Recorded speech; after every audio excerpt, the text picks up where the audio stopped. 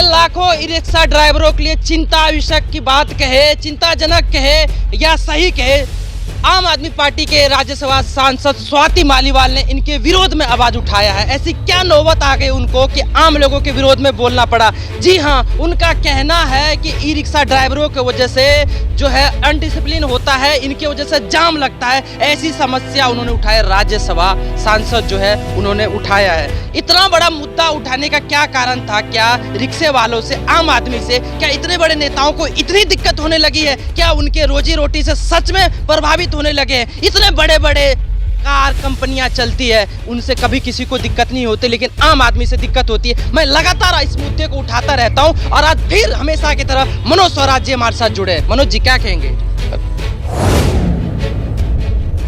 भैया, ये कौन देश से आते हैं? मंगल ग्रह से आते हैं, चांद से आते हैं? कौन है ये स्वाति मालीवाल? बड़ा अनुशासन की बात कर रही है ई रिक्शा वाले पे। अपना घर तो संभला नहीं उससे, अपना घर तो संभला नहीं, अपना परिवार तो संभला नहीं, अपने पिता नहीं संभले, अपना पति नहीं संभला, कुछ नहीं संभला, और ई रिक्शा वालों को संभालने की बात कर रही है। अरे भैया, आप राज्यसभा की मेंबर हो, आप माननीय हो, आप अपना काम करो, ई रिक्शा वालों को ना छेड़ो, क्योंकि आप किसी की कृपा से राज्यसभा वाली बनी हो, किसी की कृपा से, किसी पार्टी की कृपा से बन गई। अब बन के दिखा दो। ये नेता बनते सबसे ज्यादा अहम रोल इन्हीं आम लोगों का होता है। वहाँ जाते इनके रूप क्यों बदल जाते हैं? इनके रूप इसलिए बदल जाते हैं कि इनको ना चर्बी मोटी हो गई है इनकी, खा खा के ना इनको हजारों लाखों रुपया तो तनख्वाह मिलती है। अभी तनख्वाह भी बढ़ गई है राज्यसभा सदस्यों की और लोकसभा सदस्यों की। तनख्वाह इनको, पेंशन इनको, ये गाड़ी में चल सकते हैं, ये ओला में चल सकते हैं, ये उबर में चल सकते हैं, ये नई गाड़ी ला सकते हैं, ये फॉर्चूनर ला सकते हैं। इनको क्या मतलब ई रिक्शे से? ये अलग ग्रह के प्राणी है भाई, इनको अलग ही जगह भेज दो। तो इनसे पूछो, तुम रहते क्यों दिल्ली में? तुम्हारी जरूरत क्या है यहाँ? तुम रहो ना संसद के आसपास लुटियंस जोन में। यहाँ तो वैसे जी, कुछ लोग कहते हैं गरीबी हटाओ, कुछ लोग कहते हैं गरीब को ही हटाओ। क्या पता ये दिल्ली को लंदन बनाना चाहती हो? दिल्ली को लंदन नहीं बनाना चाहते हैं। गरीबी कैसे हटेगी? गरीबी तब हटेगी ना जब लोग अमीर होंगे, उनके पास रोजगार होगा। ये तो हटा नहीं पा रहे, ये तो गरीब बनाते हैं। बड़े बड़े नेता तो गरीब बनाते हैं, तरह तरह के टैक्स लगा के, तरह तरह की चीजें लगा के ये लोगों को गरीब बनाते हैं, उनका रोजगार छीन के ये गरीब बनाते हैं। आदमी अमीर कैसे बनता है? अपनी मेहनत से। वो ई रिक्शे वाला पाई पाई जोड़कर शायद दिल्ली के बाहर कहीं प्लॉट ले लेगा, घर बना लेगा, अपने बच्चों को पढ़ा लेगा, उसके बच्चों को कहीं अच्छी नौकरी नहीं तो अपना कोई रोजगार कर लेंगे, अच्छा पढ़े लिखे होंगे तो कुछ कर पाएंगे जीवन में। वो अपने परिवार को खड़ा करने के लिए अमीर बनाने की कोशिश कर रहा है, और ये लोग चाहते हैं कि वो गरीब है तो गरीबी बना रहे। मनोज भाई साहब, ऐसे कमेंट आ रहे हैं, कह रहे हैं कि हम पहले तो 1000-1500 भी कमा लेते थे। हाँ। अब 400-500 कमाना हमारे लिए मुश्किल हो गया है। पुलिस वाले को, एक नॉर्मल सरकारी कर्मचारी को 1-1 लाख रुपया सैलरी मिलती है। करते क्या है ये? करते क्या है? एक ई रिक्शे वाले को 2000-3000 अगर कमाए तब तो बात हो। एक ई रिक्शे वाला 1000 कमाता है, उनसे भी पैसे लेते हैं। कमेंट में आता है कि हमसे 5-5 हजार रुपया ले जाते हैं पुलिस वाले, ऐसा लोग कह रहे हैं। इनको शर्म आनी चाहिए। 5000 ले लो ना भाई, छोड़ो जनता को कमाने खाने दो। सताते हैं वो, ये कह रहे हैं। ये सताना नहीं चाहिए। देखो, ई रिक्शे के क्या है, ई रिक्शा जरूरत है, इस देश की जरूरत है। ई रिक्शा से पॉल्यूशन कम होता है, ई रिक्शा से नॉइस पॉल्यूशन कम होता है, ई रिक्शा से किराया सस्ता मिलता है, ई रिक्शा से सुलभता बढ़ती है, ई रिक्शा से समाज में जो वर्गीकरण था ना कि ई रिक्शे वाले को हम घटिया नज़र से देखते थे, गरीब कमजोर वैसे नज़र से थे, ई रिक्शे वाले को थोड़ा सम्मान मिलता है, क्योंकि वो जो मानव श्रम था उसको हटकर मशीन श्रम करती है। ई रिक्शे वाले को भी ड्राइवर की कैटेगरी में आता है। वो रिक्शे वाले को हम अलग नज़र से देखते थे कि मानव श्रम से काम करता था, वो मजदूर था। ई रिक्शे वाला थोड़ा उसका जीवन बेहतर हुआ है, उसकी लाइफ स्टाइल बेहतर हुई है, वो कुछ कमाने लग गया है। इनको तकलीफ क्या है, दिक्कत क्या है कि ई रिक्शा जरूरत है, जरूरत के साथ जन्म होता है, आवश्यकता आविष्कार की जननी है। तो अब आविष्कार हो गया ई रिक्शे का, आवश्यकता थी लोगों को, ई रिक्शे के जन्मवार फैल भी गया। सरकार को क्या चाहिए था? सरकार को पॉलिसी बनानी चाहिए थी। बसों के लिए पॉलिसी है, आपके लिए ऑटो के लिए पॉलिसी है, इनके लिए स्टैंड है, सहूलियतें दो। ई रिक्शा वाले लोगों को सरकार को क्या चाहिए? लोग रोजगार मांगते ना, सरकार से लोग रोजगार मांगते, नौकरी मांगते, जंतर मंतर प्रोटेस्ट करते। ई रिक्शे वाला रोजगार तो नहीं मांग रहा, रोजगार तो उसने ढूंढ लिया अपना, काम तो उसने ढूंढ लिया अपना। सरकार क्या करे? फैसिलिटेट करे, ई रिक्शे के लिए स्टैंड बनाए, ई रिक्शे के लिए जगह बनाए, ई रिक्शे के लिए चार्जिंग पॉइंट बनाए, ई रिक्शे के लिए रिपेयरमेंट, ई रिक्शे के लिए ट्रेनिंग बनाए, ई रिक्शे के लोगों को लिबरेट करे, ई रिक्शे वाले लोगों को कंपनसेट करे, ई रिक्शे वाले लोगों को और ज़्यादा कहते हैं वो भी देश की इकोनॉमी में वो कमाएगा तो टैक्स देगा ना, कमाएगा तो खर्चा करेगा ना। देखिए, प्रधानमंत्री जी कहते हैं पकोड़े तले कुछ भी करो, अपना रोजगार करो। प्रधानमंत्री जी ही ई रिक्शा को लाके आगे किए थे कि आम लोगों को रोजगार मिले, और आज इस तरह के नेता अगर बोलते हैं तो प्रधानमंत्री जी उनके लोग क्यों नहीं बोलते हैं? प्रधानमंत्री जी ने जो कहा, पकौड़े तलना कोई बुरी बात नहीं है। अगर कोई लोग पकौड़े तल के अपना जीवन चला रहे हैं, क्या दिक्कत है? सारे अफसर बन जाएंगे। कितनी % सरकारी नौकरी है, ठीक है। मेरे कहने का मतलब ई रिक्शा भी वही लेकर आए थे ना लोगों की सुविधा के लिए। देखिए, हमारे देश के अंदर हर तरह की बुद्धि है, हर तरह के लोग हैं। कुछ लोग शारीरिक श्रम से काम करना चाहते हैं, कुछ लोग दिमागी श्रम से काम करना चाहते हैं। हर व्यक्ति की अपनी क्वालिटी होती है। ई रिक्शा चलाना भी एक आसान काम नहीं है, मेहनत का काम है, शारीरिक श्रम ज़्यादा है, लंबी ड्यूटी होती है, सुबह जल्दी उठना पड़ता है। कुछ लोग बच्चों को छोड़ने जाते हैं, स्कूल के बच्चों के में भी ई रिक्शा होता है। ई रिक्शा हर फील्ड में है। ई रिक्शा छोटे ट्रांसपोर्ट का भी माध्यम है, जैसे छोटा मोटा सामान दुकानदार वो भी रख लेते हैं। ई रिक्शा का हर कोई उपयोग कर रहा है अपने सुविधा अनुसार। सवारी के लिए भी ई रिक्शा बड़ा कन्वीनियंट है। बुजुर्ग लोग हैं, उनको जाने के लिए बहुत अच्छी चीज़ है। 10 रुपये में लोग 20 रुपये में चले जाते हैं, बिल्कुल। और समय की बचत करता है। और ये कहते हैं ना, जो चीज़ें चलती हैं, कोई भी अर्थव्यवस्था जो चलती रहती है, जो चीज़ें चलती रहती हैं, गतिमान होती हैं, वो ज़्यादा स्टेबल होती हैं। ई रिक्शा गति देता है। दिल्ली रुक जाएगी अगर ई रिक्शा ना हो। बड़े बुजुर्ग बच्चे सब परेशान हो जाएंगे अगर ई रिक्शा ना हो। लेकिन लाखों लोगों को रोजगार मिलता है। अभी हम रोजगार के साथ एक और बात कहना चाहेंगे। इस तरह के जो सवाल उठाए गए हैं कि ई रिक्शा बच्चे चला लेते हैं, है ना, बच्चे चलाते हैं या ऐसे जिनको प्रशिक्षण नहीं दिया गया है। आपको बताऊंगा, एक कमेंट आया है, उस कमेंट में बच्चे ने कहा है कि जिसके पिताजी मर जाए वो बच्चा क्या करे। बहुत सही कह रहा है, वो सही कह रहा है भैया। बच्चा, अब तुम डिफाइन करोगे ना बच्चे की डेफिनेशन क्या है। ई रिक्शा है, बच्चे तो आजकल स्कूटी भी चला रहे हैं, नहीं चला रहे बच्चे। ई रिक्शा के लिए आप लाइसेंस देखो ना कि लाइसेंसिंग क्या, लाइसेंसिंग उसकी उम्र है 18 साल की या नहीं है 18 साल की।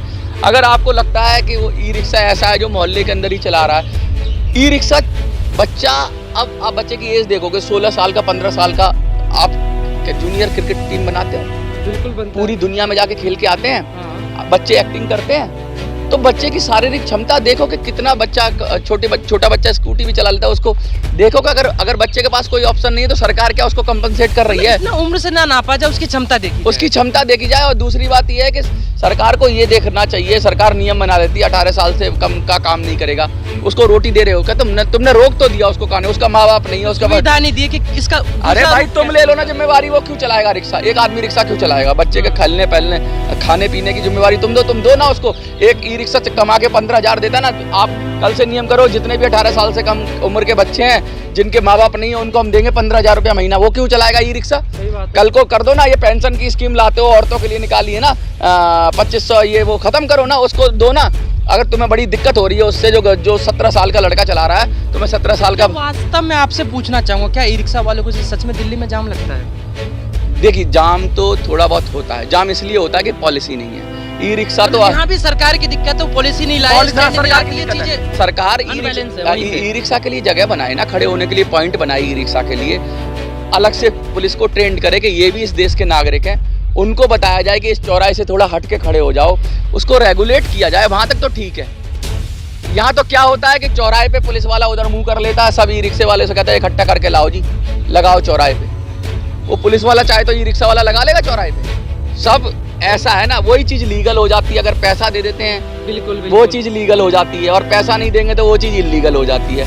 एक तो पैसा भी दें, हैं, लठ भी खाएं, डंडे भी खाएं, और हर तरीके से ना गरीबों पे ही रूल लागू होता है, वही प्रताड़ित होता है। अरे यार, ना खाता ना भाई, जो ये प्रशासन बोले वही सही। प्रशासन कभी वो दूब क्षेत्र है, वहाँ पे झुग्गी झोपड़ियों को हटा देता है कि भाई यहाँ तो जमुना जी का क्षेत्र है, यहाँ नहीं होगा। वहीं अक्षरधाम मंदिर बना देता है, भाई कॉमनवेल्थ गेम के फ्लैट्स बना देता है। तो ये प्रशासन है, कानून बना दे। कोई भी छोटा काम कोई कर रहा है, स्वरोजगार कर रहा है, भैया क्यों कानून ज्यादा उसकी घुसेड़ रहे हो, इधर उधर क्यों कानून लगा रहे हो? इनका पुलिस वालों का मतलब ही नहीं होना चाहिए। पुलिस वालों का मतलब नहीं होना चाहिए, बस वो ट्रैफिक को सुचारू चलाएं। वो कहें भाई ये पॉइंट हमारा है, इससे हट जाओ, आगे कर दो उसको सुधार की आवश्यकता है। अरे आगे कर दो उसको। पुलिस वाले का डंडा चलता है, वो धमका देगा, वो अपने आप ही आगे बढ़ जाएंगे। वो तो धमकाता नहीं है, वो बिगाड़ता है। वो कहता है लगाओ यार, इसी पॉइंट पे लगाओ, यहीं से भरो, होने दो पब्लिक को परेशान। पब्लिक कहती है ई रिक्शे वाला परेशान कर रहा है, कमीशन कोई और खा रहा है, कमीशन कोई और खा रहा है, पैसा कोई और खा रहा है उस पॉइंट को जाम करने के लिए। अगर पुलिस अपना ढंग से काम करे, कहीं लगेगा ही नहीं जाम।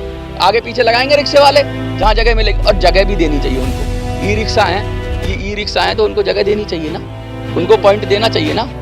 वो हक से कहें कि यहाँ मैं खड़ा करूंगा, ये मेरी जगह है। ऑटो वालों के लिए स्टैंड है, टैक्सी वालों के लिए स्टैंड है, बस के लिए स्टैंड है, ई रिक्शा के लिए कुछ नहीं है। अच्छा चलिए एक और बात जानना चाहिए। बेच क्यों रहे हो ई रिक्शा? बिल्कुल, ई रिक्शा कंपनियों से पैसे लेते हैं ना। मनोज जी, इसी मुद्दे पे मैं लौटना चाहूंगा। दिल्ली मान लीजिए राजधानी है, यहाँ थोड़ी भीड़ ज्यादा हो जाती है। देश के दूसरे हिस्सों में भी वही हाल है, वहाँ भी रिक्शा वालों को तंग किया जा रहा है। वहाँ भैया कौन सा जाम लग रहा है? मैं बताऊं ना, ये कमाते खाते देखकर इनको पसंद नहीं आ रहा। इनको लगता है लोग भिखारी रहे, 5 किलो राशन पे पलते रहे लोगों को इतनी दया। लोग अगर कमाने लगेंगे, सशक्त हो जाएंगे तो सोच समझ के अपना वोट देंगे ना। बिल्कुल। अगर गरीब है तो मसीहा चाहिए ना गरीबों के लिए। तो ये मसीहा बने रहना चाहते हैं। ये चाहते हैं लोग मरते रहें, लोग भीख मांगते रहें। लोग अपना कमाना सीख गए, तो इनको कौन पूछेगा? इनको रैली में नारे लगाने के लिए 200 रुपए पे आदमी कहाँ से मिलेगा? वो ई रिक्शे वाला 1000-1500 रुपया कमाएगा पर डे का, तो इनके 200 रुपए के लिए जाएगा इनकी रैली में?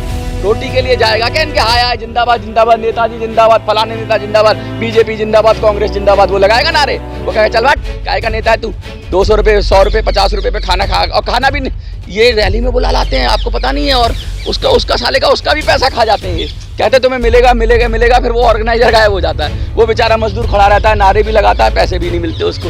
वो ई रिक्शा कमा रहा है, उसकी जेब में तो जा रहा है पैसा। और सुनिए, ये कहते हैं ना बच्चे चलाते हैं, जो सवारी बैठ रही है क्या उसे अपनी जान की फिक्र नहीं है? ये सरकार ज्यादा जान की फिक्र करती है। सबसे पहले उस व्यक्ति को फिक्र होती है जो ई रिक्शा में बैठता है। वो देखता है कि ये शराब पिया हुआ नहीं बैठेगा, ये ढंग से नहीं चला रहा नहीं बैठेगा, ये बच्चा है वो नहीं बैठेगा, वो दूसरे ई रिक्शे में बैठेगा। इतना आसान नहीं है। स्वयं से सिस्टम बनता है। लोगों के पास अपनी इंद्रियां हैं, अपना विवेक है, वो जानते हैं कि किसके ई रिक्शे में बैठना है और किसके में नहीं बैठना है। तो ये फालतू के जो नाटक कर रहे हैं कि बच्चे डेथ हो गई, हम भी उसके लिए चिंता करते हैं, लेकिन उसके लिए क्या सबको लपेट देना सही बात है? असल में क्या है कि ई रिक्शा की प्रॉब्लम क्या है? ई रिक्शा तो है, लेकिन उसके लिए कोई पॉलिसी नहीं है। उसके लिए ये ई रिक्शा कंपनियों से करोड़ों अरबों रुपया कमा रही है सरकारें, क्योंकि मैन्युफैक्चरर करते होंगे, कहीं ना कहीं टैक्स वैक्स लगता ही होगा उनके पास। चाहे बैटरी लगाएं, कुछ प्रोडक्शन करें, कोई मैन्युफैक्चरर बच नहीं सकता। ई रिक्शा कोई घर में तो बना नहीं सकते हम, बनता फैक्ट्री में ही है, तो फैक्ट्री पे कुछ ना कुछ टैक्स लगता है। वो जो पैसा इकट्ठा होता है, कोई सरकार से सवाल पूछो उस पैसे का करते क्या हो तुम? जो टैक्स लगाते हो ई रिक्शा के वेलफेयर के लिए क्या करते हो तुम? हैं? कुछ नहीं करते हो तुम, सिर्फ नाटक और नाटक।